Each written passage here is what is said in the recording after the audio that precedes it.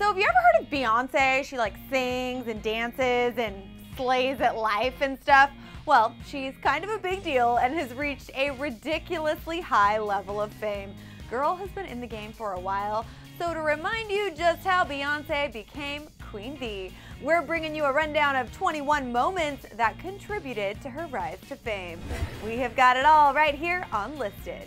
Now, granted, Bee has accomplished a butt ton of stuff in her life. There's no flipping way we can mention every single moment.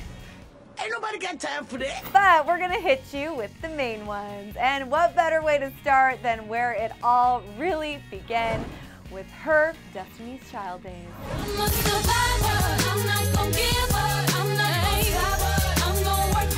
Occasionally, I forget that Beyonce was in a girl group, but lo and behold, she most certainly was as the lead singer alongside Kelly and Michelle.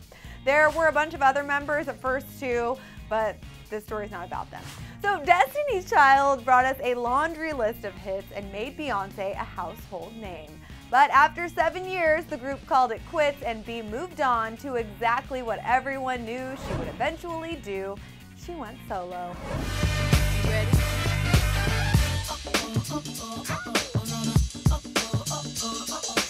Beyonce dropped her first solo album, Dangerously in Love, and the world, my world, has never been the same. From Crazy in Love to Naughty Girl to Baby Boy, the album could not have been better.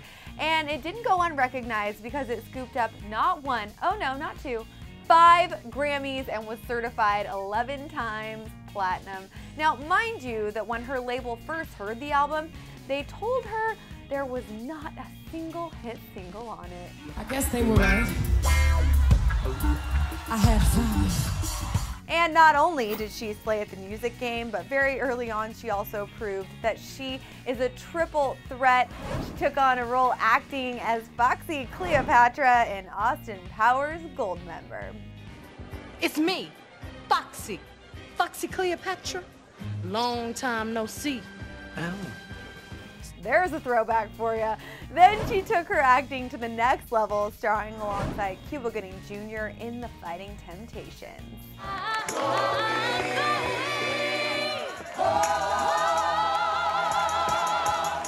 Then came her second solo album, B-Day, which brought us hits like Deja Vu, Resentment, and Irreplaceable. And from then on out, we were all given a direction to send all the future haters. To the left, to the left. To the left, to the left. And we can't leave out the fact that Bee was also in the Pink Panther, remember that? But she didn't stop there. She next starred in and earned a Golden Globe nomination for her phenomenal performance as Dina Jones in Dreamgirls. Dreamgirls will never leave you. And all you got to do is dream. All you got to do is dream. All you got to do is dream. Baby, we'll be there, yeah. Oh, that movie still gives me life. Bee then embarked on her first solo world tour called the Beyonce Experience, because we all know that Bee's shows are not just concerts, don't even say it, they are out-of-body experiences. I'm not kidding here. Then we were formally introduced to her alter ego when she released her third album, I Am Sasha Fierce, which earned her a total of 6 Grammy Awards, with no doubt thanks largely in part to this party pleaser.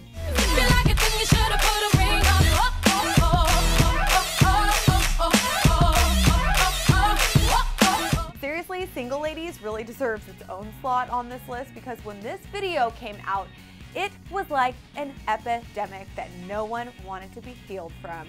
Everybody parodied it. If you turned on the radio, you could not escape it. It became the solidified single girl anthem of basically ever. And I'm sorry, as rude as he was, I gotta admit that Kanye did have a point. Then, like the true triple threat that she is, Bee starred in yet another movie, this time portraying the legendary Miss Etta James in Cadillac Records. All I could do was cry. All I could do was cry. Her performance was so well received that even the president had her perform Etta's signature hit, At Last, at his inaugural ball. Now, you know that if she was chosen to perform a song over the actual person who originally sang it, the girl had to have slayed her performance in that movie. But then she switched it up for a Thriller starring alongside Idris Elba in Obsessed. First, I suggest you pack your toothbrush. And then I want you to get your socks, your shaving kit, your underwear, your prophylactics if you think you need them, and get your ass out And go where, Sharon? to hell! But until then, I suggest maybe the Four Seasons. And you know, we all watched with serious suspense as she kicked Ali Larter's ASS in that end scene, Don't Mess with Beyonce. Then, Beyonce gifted us with her 4th album, appropriately titled 4, which brought us some of our favorite Beyonce hits, including Run the World, Best Thing I Never Had, Countdown, and Love on Top. I love that song, but we cannot talk about Beyonce albums without talking about the digital drop that stopped the world. Bey released her self-titled visual album out of nowhere with 0 promo, 0 production, and she crashed iTunes. Mic drop, no artist has ever attempted anything like it before, and man oh man did it pay off.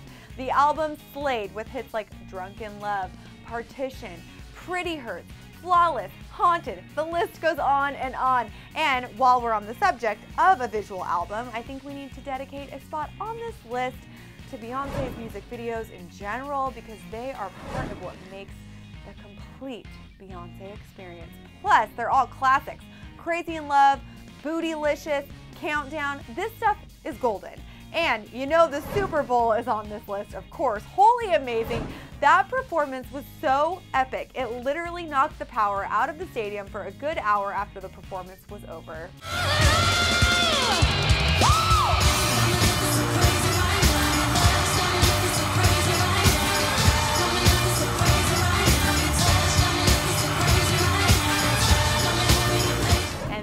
Was the Mrs. Carter tour, which slayed all existence and simply further proved that yes, Beyonce is in fact the queen.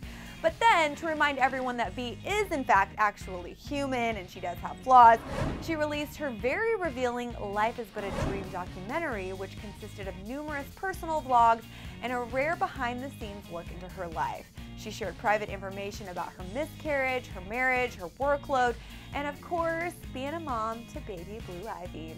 Then Bey teamed up with hubby Jay-Z for the ultimate power couple business venture, the On the Run tour. And to say the show was good would be a huge, vast understatement, because that show was life. Except it wasn't life, it was like from heaven or something. When you entered the venue, it literally said, "This is not real life" on the jumbo screen, and they were not kidding. Honestly, I think I blacked out. It was like one of the best days of my life.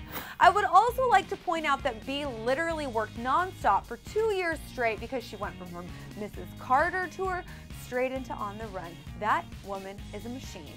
And to give her props for being the boss that she is, MTV honored her with the Michael Jackson Video Vanguard Award at the 2014 VMAs, where she performed a show-stopping 15-minute set.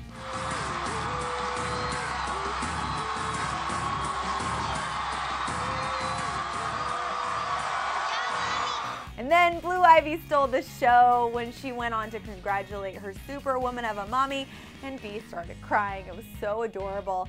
Beyonce has also collaborated with a number of different artists, from Lady Gaga to Kanye West, and most recently her girl Nicki Minaj on Feeling Myself. I'm feeling myself. I'm feeling myself. I'm feeling myself. I'm feeling